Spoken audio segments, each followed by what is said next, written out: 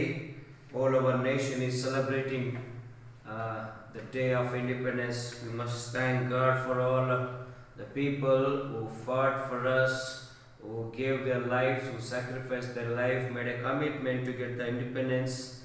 And we must be grateful to God that we could live a free man, free woman, with a free nation, a secular country. Must thank God for India, thank God for our nation, pray for our people, pray for our leaders, and we must always take pride, be a patriotic person. So we must thankful to God for everything that God blessed us in this wonderful, beautiful, good country, India. I am proud to be an Indian, and I am happy for that.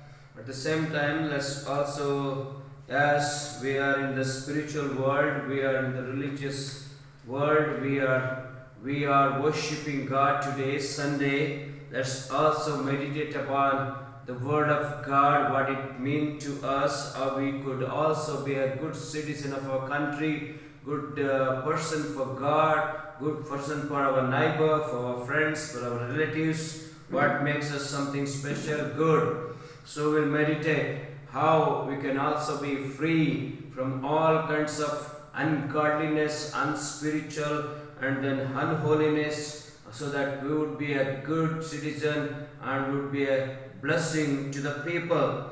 For our short meditation today, let's turn our Bible to Book of Acts chapter 13 verse 39. Book of Acts chapter 13 verse 39. Shall we all read together? And by him, everyone who believes in justified for all things from which you could not be justified by the law of Moses. So, what? You could not be justified by the law of Moses. From him, by him, everyone who believes would be justified, would be sanctified, would be declared as a righteous person, declared as a holy person. The just and the word righteousness, both are simultaneously are used. They are almost same words with same meaning, runs through either just or a righteous person. The Bible declares what the law of Moses could not do it. The law of Moses could not justify, could not declare that you are a good, you are a righteous, you are an honest person. The same thing would be done by the one on whom we could trust, who could put our faith. That is the Lord Jesus Christ. Why the law of Moses? For what purpose the law of Moses was appointed? Why should we read and meditate the law of Moses? Why did God appointed this law of Moses for the children of Israel? What is the ultimate or the main purpose of this law? Why all the people of Israel must know this law, must follow this law, must keep this law, must honor this law, must remember this law. There is a purpose beyond everything. And when God appointed this law, there is a purpose. If we read Deuteronomy chapter 6, verse 20 to 25, especially if we read the word verse 25, Deuteronomy chapter 6, verse 20 to 25, we can read the very purpose of the law. I would just ask you to read verse 25. Then it will be righteousness for us if we are careful to observe all these commandments before the Lord our God as He has commanded us. If you read verse 20, when your sons or your daughters or your children or your grandchildren ask you, for what purpose, for what reason, we have to follow these commandments, the testimonies, the statutes, the judgment of the Lord, the commandments of the Lord. If they ask, then you must tell them this. by keeping the law of Moses, you would be declared by the Lord as a righteous person, as a just person, as a good person. Apart from keeping the law, you would be declared as an unrighteous person. So God has appointed the law of Moses so that the person who keeps this law, who obeys this law, who follow this law, must be declared as a righteous person before the very eyes of God. You know, why God has appointed the law of Moses? Why did God give this law to the children of Israel? When God created the creation, when God created this world, this present of our creation, He said everything is good. You know, after when God completed the creation, He says everything is good and very good. So when God created this creation, He has created flawless. He has created without any sinful activities, anything that is not good, anything that is displeasing to God, anything that is displeasing to human being, anything that is not suitable to the human race. He has created the whole creation in a perfect way. That's why God said everything is very good. But unfortunately, four things have entered into this creation. Four things have entered into this creation. Because man could not keep the command of the Lord God Almighty, the sin entered into this world. The very sin entered into the human race. And the Bible declares the wages of sin is death. So, the very moment that the sin entered into this world, the death entered into this world. The very beginning of the book of Genesis begins to talk about sin, the first sin, the origin of sin, and the end of the same book stops or ends with a death, the word death itself. So, sin entered and the death entered. Now God, being merciful, being loving, being compassionate, He tried to solve this problem. And of course, He's a sovereign God. He knows everything. So He brought two more things into this world. That is, one is the law of Moses.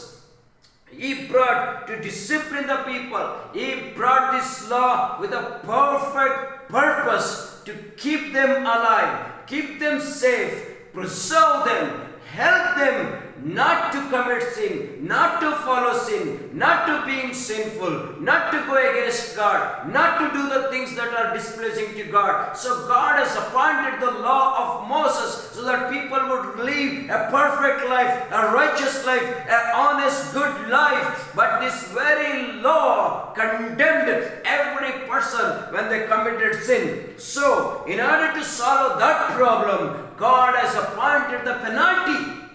Every sin has its own penalty. Every sinful nature must be punished with a penalty. So God has appointed the penalty. In other words, God appointed sacrifice.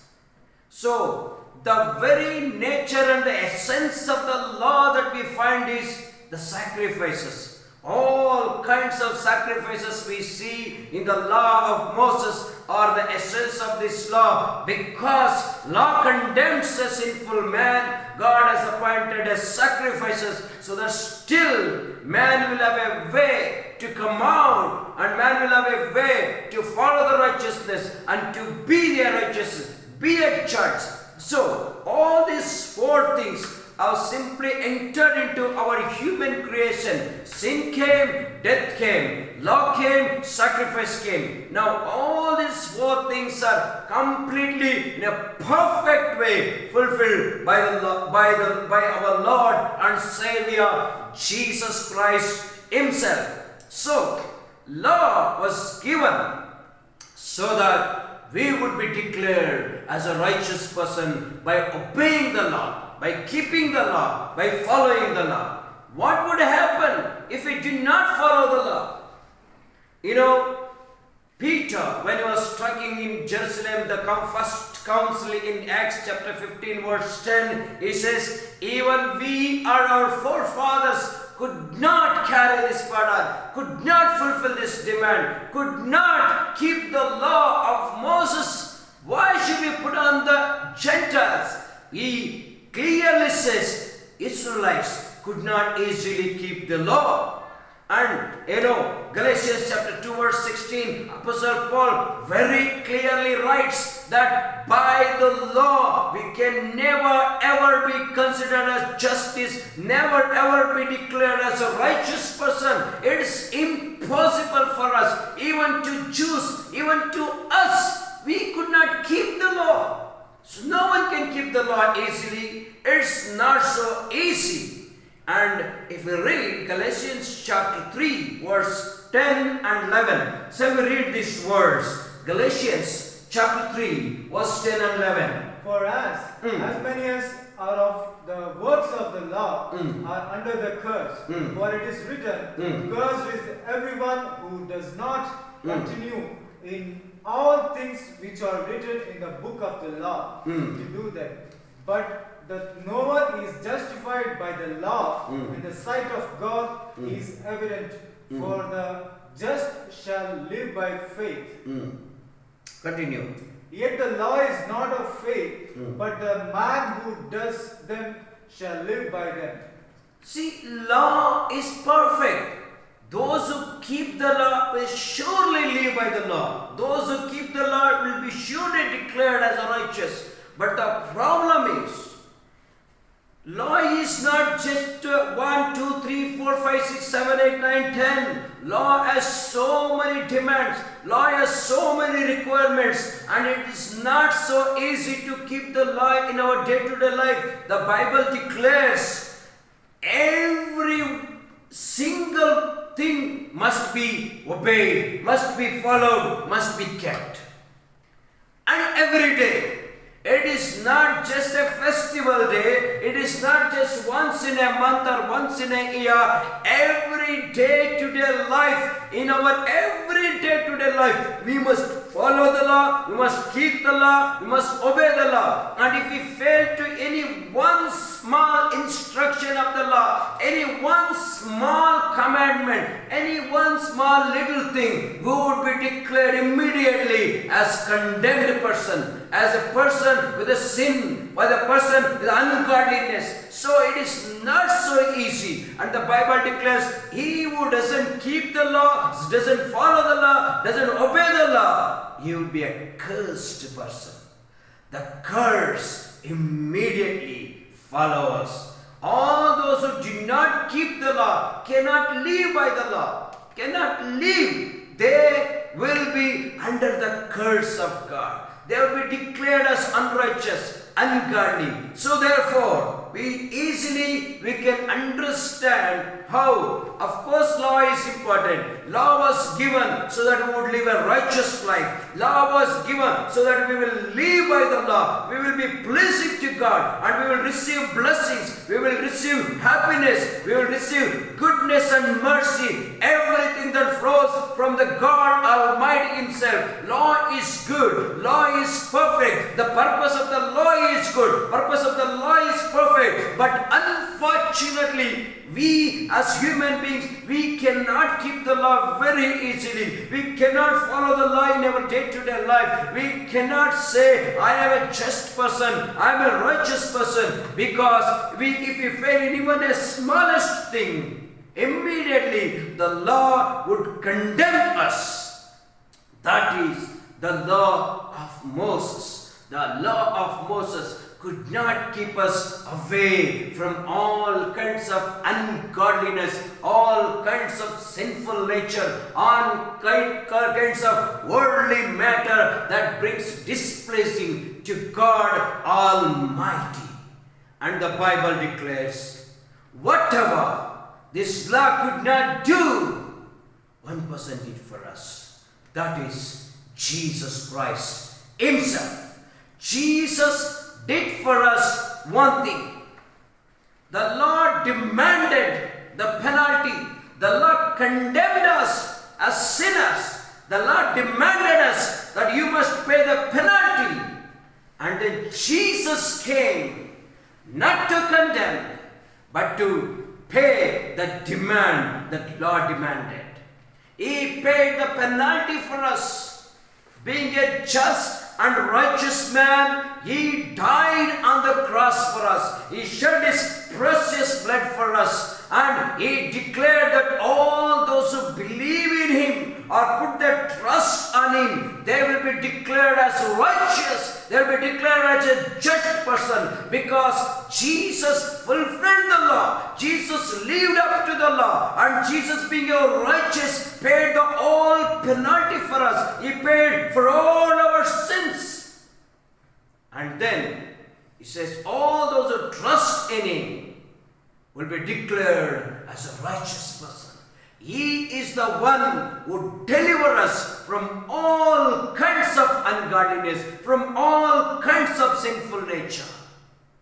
You know, there are many ways, like many ways human beings have found, maybe a religious ways, maybe a godly ways, maybe a way of wisdom, way of knowledge, way of godliness, way of following good things, way of following our tradition, way of following our culture and our customs, way of following our forefathers' customs. People try to be good, try to be known as good, try to be known as righteous. They are trying in every ways. But it is very, very hard. You know, when we think about our very life, when we even think about our very family, sometimes our very children are able to condemn us. Our parents are able to condemn us. Our very neighbors can condemn us. Our friends can condemn us, because our life is an open book. People can read us. People can watch us. People can observe us. They know what we are, what we talk, what we speak, what we do, what we think, how we do. Everything is a known fact. When our very people could say, I don't think you are righteous, how much more God of heaven, most holy God, could condemn us. We cannot keep the law. We cannot keep our traditions. We cannot follow our forefathers, all the good, godly behavior, nature, whatever they dictated to us, whatever they provided us, or whatever it is written. We cannot even follow our very constitution, which is for the purpose of living a good life, perfect citizenship. We cannot live with our own norms, own rules and regulations. We often break our very principles that we try to be our personal principles. We do all these kinds of things, and when we ask just, do you think that I'm a good man? Do you think that I follow good things? Do you think that I could be a righteous? If the very people can say, no, I don't think so, how much more Heavenly Father, and how much more the Holy God, how much more the Sovereign God could condemn? How many ways He has things to condemn us? It is hard to live a good life. It is hard to live a holy life. It is hard to live a righteous life. It is hard to say, God, here I am, a righteous man, a just man, a good man. You can allow me to come to heaven. You can allow me to talk to you. You can allow me to live with you. It's not possible, because law condemns us. Our every deeds would declare that I am a sinner. But God provided a way for it. Romans chapter 1 verse 17, the Bible says, the just shall live by faith. Once a person could be declared as a righteous, he can live a perfect life, good life, happy life. But how would be declared as a righteous person? How can I be a righteous man? How can I be a just man? How can I be a good man? What makes me a good man? What makes me a righteous man? What makes me a just man? It's not going to be easy. I cannot do that. Even with all my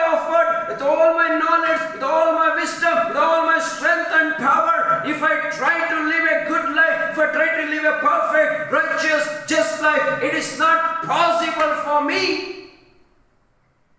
How can I please God? How can I live a just life? How can I live a happy life? How can you live a life of open joy and peace? It is not possible. If curse is following me because I am ungodly, I am unspiritual, I am carnal, and I cannot follow the law of Moses, and the law condemns and the law demands, what can I do? Where can I go? God has provided a way. That is by putting our trust, our faith on the Lord Jesus Christ. Because Jesus has paid the penalty for every one of us. If we could put our trust, if we could trust Him and hold on to Him, and He says, on behalf of you, I have paid the penalty. I will declare you as righteous. I will declare you as just man. I will declare you as God man. Oh, praise God. But Jesus do not stop there itself. This is where most of Christians end up in trouble. This is where most of Christians go astray. This is where most of the Christians have misunderstood the teachings of Jesus Christ, our teachings of the Bible. Many things that Jesus died for our past, our present, our future. Once I trust in Jesus, once I put my faith on the Lord Jesus Christ, I shall be saved, I shall be declared as righteous, I shall be declared as godly, I shall be declared as child of God. I don't need to do any more. Now I can live my life as I like, as I wish, as I want. Let it happen whatsoever. It's no problem, no problem, no problem. Because Jesus has paid the penalty for my sin, my past sin, present sin, future sin. So now I don't need to do. I am declared as righteous. My name is written in the book of life, and I will be sure I will go to heaven. No. This is where we need to understand a little bit more about the scripture, about the teachings of Jesus Christ, about the teachings of the Bible. The law says how to live a righteous life. And if I fail to live a righteous life, the law condemns and says you are a sinner. And again, if I say I'm a sinner, what to do? The law says pay the penalty by taking the sacrifices. Pay it. But Jesus, when we put our faith on the Lord Jesus Christ, Jesus says, I will declare you as a righteous person because I have already paid out your penalty. Now, Lord, okay, you are declared. What if again I commit sin? What if I make mistake? How am I going to do? Because I am a sinful man. The sin is there within very body. The sin is in me. What is going to happen to me today, tomorrow, or for the rest of the days? And Jesus says, I have a way.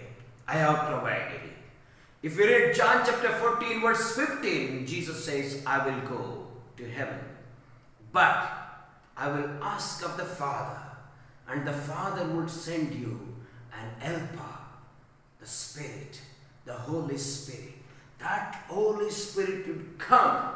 That Holy Spirit would come to you. He will dwell in you. He will dwell with you. He will stay with you. He will guide you. He will lead you. He will talk to you. He will convict you. He will give you all the things that you need to live a righteous life. Jesus not only provided us a way of salvation, Jesus has provided us how to maintain that salvation. That is the Holy Spirit.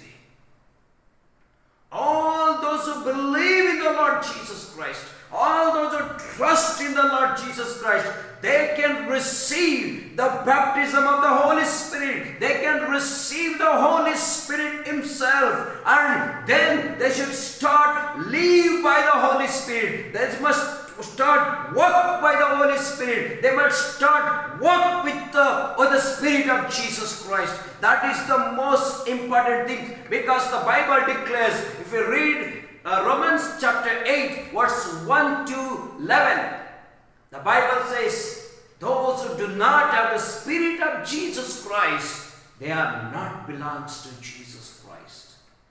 Those who do not have the Spirit of Jesus Christ, they are not belongs to the Lord Jesus Christ.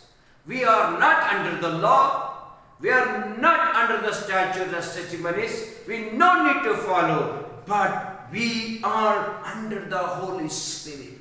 We must be under the Holy Spirit. We must live our life with the Holy Spirit. And this Holy Spirit will take us through. This Holy Spirit will guide us, will lead us into all godliness, into all truth, into all spiritual life, that life that pleases to God, that life that brings close to God, that life that helps us to know God and His nature. This Holy Spirit make us to walk in the righteousness, walk in the path of justice, walk in the path that is pleasing to God. Without the Holy Spirit, no one can live a righteous life. No one can live a just life. That is the problem with the Christians. Many people say, I believe in the Lord Jesus Christ. I trust in the Lord Jesus Christ. I go to the church. I read the Bible. I know I have a name that declares as a Christian. I know everything. But their life is opposite. They keep telling lies. They still keep cheating others. They still deceiving others. They still walk with ungodliness. They still go with the people of this world with all kinds of corruption. Their life is one side, but their talk is another side. One side they say they are Christians, another they say they are no different between the corrupt people, wicked people, liars, deceivers, cheaters, mockers. People are against God, against the work of God, against the nature of God, against the nature of the Bible, against the nature of the principles and all the rules and regulations of the scripture. They are all against it. But one side they say, we are the people of faith, we are the people of Jesus Christ. Another side they live a different life. That is not possible. That is not right. That is not a righteous life. Sovereign God can never declare them as righteous. They may say we believe in Jesus Christ, we put our faith in Jesus Christ, but read book of Acts chapter 2 verse 38. When Peter declared, when Peter preached, he said, oh, turn to God, repent of your sins, and for our remission of our sins, you must be baptized, and then you will receive the Holy Spirit. And this gift is not only to you, but for your children, your great-great-grandchildren, and all the people, all those who are far off.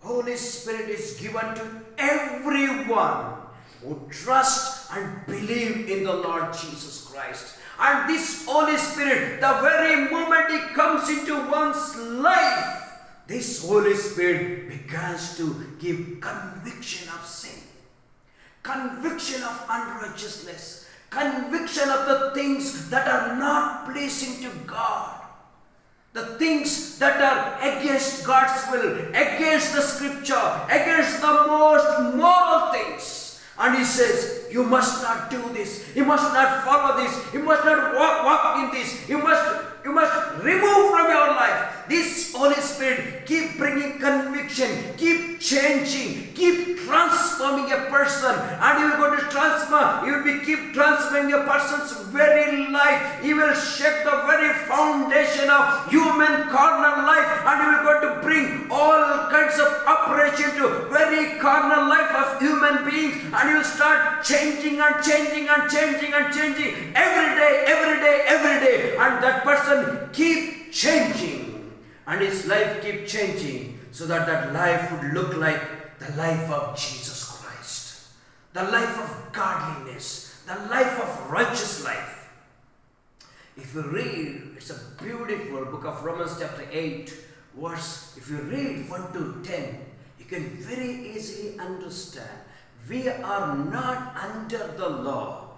We cannot keep the law, but instead of law, Holy Spirit is there. Holy Spirit is just like a law. And He almost make us to follow the law, make us to fulfill the law, make us to keep the law. Or Holy Spirit almost helps us to have a life that the law demands. What kind of the life that law demands? We cannot do. Law cannot help. Law can only speak. But the difference with the Holy Spirit is, whatever the law demands, Holy Spirit help us to have that life. Oh, what a beautiful it is. What a beautiful life it is. Law cannot help us. Law cannot deliver us. Law cannot declare us righteous. But here is the Holy Spirit. He is the helper. He keeps convicting. He keeps helping. He keeps giving us a strength and assurance not to do the things that we should not do that are against God. Almost indirectly, even though we are not under the law, He would help us to follow the law. Follow according to what the law demanded. That is the work of the Holy Spirit.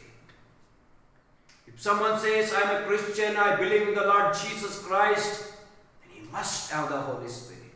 And he must have the life that Holy Spirit is leading. If that life is missing, if that life is absent, then your very life is question mark. If a person says, I believe in the Lord Jesus Christ, and even if he says, I am a servant of God, I am preaching, I am prophet, I am teacher, I am pastor, I am that, and I am this, but still he keeps the lies. He lies, he cheats, he deceives, he is a hypocrite, oh, he has a jealousy, he has a quarrelsome, he has a speaking all kinds of bad words. His life is not in tune with the scriptures and in tune with the Holy Spirit, but his life is always in the worldly, always in the corrupt, ungodly, unspiritual, unscriptural, unsatanic, and Lucifer's, demonic. His life is always cheating and deceiving people, even cheating and deceiving believers, even cheating and even believers could understand, oh, this man tell lies, this man is cheating, this man is having all kinds of unnecessary things, ungodly things, worldly things. But he says, I'm a servant of God, I'm a believer, I'm a child of the Lord Jesus Christ, I'm a Christian. There is no point in that. Because Jesus, when made a penalty for sins, when Jesus declares a person, now I am declaring you as a righteous, immediately Jesus says, receive my Holy Spirit, receive the helper, and He will guide you into all truth. And when the Holy Spirit come into the life of a person, that Holy Spirit will not simply stay in his heart or in his body or in his life, but that Holy Spirit keep changing, keep removing every ungodliness. That is a true life. You know, the Bible says, same Romans chapter 8. Again, you continue from verse 12 onwards. Those who are led by the Holy Spirit are only called as the children of God. And again, the Bible says, those who are led by the Holy Spirit, He, the Holy Spirit, declares them as the children of God. What a beautiful it is. What a beautiful it is. Not you declaring, not I am declaring, not church is declaring, not pastor is declaring. The Holy Spirit is declaring. Holy Spirit is declaring that He is a child of God. Holy Spirit is declaring to you, Holy Spirit telling to you and me, you are the child of God. You must realize you are the child of the living God. What a beautiful thing it is. The one who comes to us, the one who dwells in our heart, the one who dwells in our life, the one who changes our life, the one who transfers our life, the one who helps us to keep our life, that is pleasing to the Lord Jesus Christ, that is pleasing to the Heavenly Father, the one who helps us to walk in fruitful life, walk in faithfulness, walk in peace, happy and joyful life. That Holy Spirit says to you and me, you are the child of the living God. You are a righteous person. You are a just person. That is the way Jesus gives us freedom. Jesus gives us salvation. Jesus gives us. Without any help, Jesus simply did not declare us to be righteous. He has paid the penalty. Praise the Lord. He sent His Holy Spirit to keep that righteousness. And without the Holy Spirit, we cannot be righteous. We cannot live a life that is pleasing to God. After all, the kingdom of God is not eating and drinking, but joy and happiness and the righteousness in the Holy Spirit. Without the Holy Spirit, we cannot be righteous. And if the Holy Spirit is there, our life will not be the same. Our life will not be like unbelievers. Our life will not be like ungodly. Our life will not be like people of this world. Our life will not be like a corrupt world, wicked world, crooked world, sinful world. John the Baptist, when he preached, "You brood of vipers, sow the fruit so that you have turned to God. You must bear the fruit." Galatians chapter 5 says, Holy Spirit will make us in such a way, it will make us even more than a requirement of the law. Such fruits He will bring to us. Now, one more thing I am going to tell. There are people who may speak in tongues and say, "I am full of the Holy Spirit." But we have to watch their life. If their life is contradicting to what the Bible says, good, they are speaking in tongues. Praise the Lord. That's only a gift of the Holy Spirit. 1 Corinthians chapter 12 very clearly says, speaking in tongues and interpretation of the speaking in tongues, both are the gifts of the Holy Spirit. And once the Holy Spirit has given you the gift, you keep using the gift. But your life could be different, something else. That doesn't, because a person is speaking in tongues, that doesn't mean that he's walking in the Holy Spirit. Or is led by the Holy Spirit. If a person keeps speaking in tongues, but he keeps telling lies, cheating people, deceiving people, having a relationship with all kinds of ungodly, unstupid people, and walking with their lifestyle, walking in their ways, even though he is speaking in tongues, he may be using the gift of the Holy Spirit, but he has nothing to do with the Holy Spirit. Holy Spirit may not live with him. There are other so-called people, they may heal the people, heal the sick, deliver the demons, or they may be using the gift of healing. That doesn't mean they are walking in the Holy Spirit. Maybe God might have given them in some situation, like how God has appointed King Saul. God has chosen King Saul, appointed King Saul, promised him, did all these things. But it remained till he went astray from God, till he disobeyed God, till he started to go in his own way. Then God said, "Enough, I will stop here." It can happen to any one of us. God may fill us with all kinds of gifts. We may start using gifts, but that doesn't mean that the Holy Spirit is with us still if our life is not in tune with the Holy Spirit. All those who heal the sick, they may be using gift. That doesn't mean that they are holy people. They are sanctified people. They are spiritual people. They are godly people. No. There are people who may do miracles, signs, wonders. They may use the gift of God, which they received. God will never feel anything when they use His gifts. He is least bothered. God is bothered about godly people. People who walk in the Holy Spirit. People who keep it stuck with the Holy Spirit. Do not believe. Do not be deceived. Do not be cheated. Because a person always speaks in tongues, that doesn't mean that he is always with the Holy Spirit. If the person is healing the sick, that doesn't mean that he is walking with the Holy Spirit. If a person is doing miracle signs and wonders, that doesn't mean that he is walking with the Holy Spirit. If a person has a great faith to bring miracle right from top to down, that doesn't mean that he has a Holy Spirit. No. At the same time, there are people who may not receive even a single gift, including speaking in tongues. They may not have a gift of speaking in tongues. They may not have a gift of healing. They may not have a gift of prophecy. They may not have a gift of miracle signs and wonders. They may not have a gift of faith. They may not have a gift of word of wisdom or word of knowledge. They may not have, but still, they may have the Holy Spirit in their life, and they may start walking in the Holy Spirit, talking to the Holy Spirit, and live a godly life, a spiritual life. There are thousands of people in the churches who may not have a single gift of the Holy Spirit, but they keep walk in the Holy Spirit. And the Holy Spirit tells them, you are a child of the living God. And God Almighty says, this is my beloved Son, in whom I am well pleased. I am pleased with you because you are walking in the Holy Spirit.